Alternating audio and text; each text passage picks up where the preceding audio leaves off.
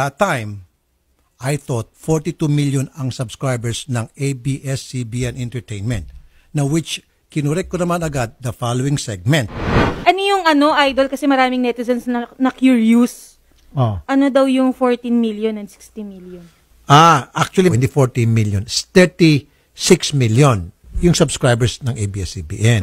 Kunyari lang, botohan, referendum. Bubuksan ba ang ABS-CBN o hindi? Doon magka-clash yung 36 million subscribers ng ABS-CBN versus 16 million na voters na bumoto kay President Duterte.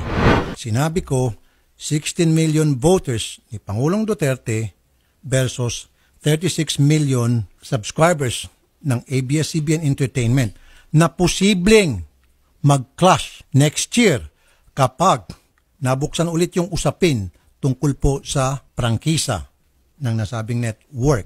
Kapag halimbawa nagkaroon ng referendum, kunyari lang, yun ang sabi ko, there might be a clash between 16 million voters versus 36 million subscribers ng ABS-CBN magka-clash. Yun po ang sinabi ko. Now, this weekend, marami po akong mga kaibigan na nagsitawagan sa akin. Nabulabog po sila. Meron akong dating classmates. In fact, dalawa dati kong classmates sa high school. Meron po akong mga negosyante na mga kaibigan. I think 4 ata o 5. 5 ata sa kanila tumawag sa akin.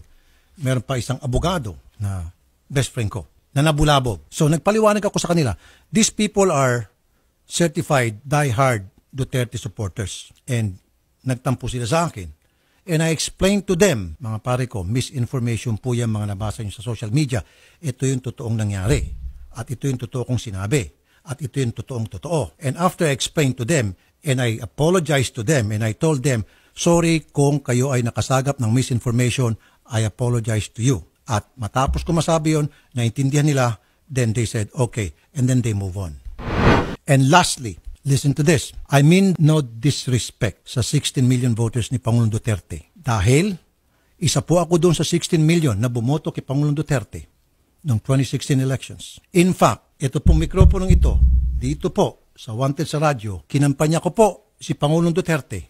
I did. At marami po nakakaalam yan. So no disrespect doon po sa 16 million voters ni Pangulong Duterte. At sana wag na ho tayo magpakalat ng fake news para sa ikabubuti po ng ating bayan. Period. And that's my last statement.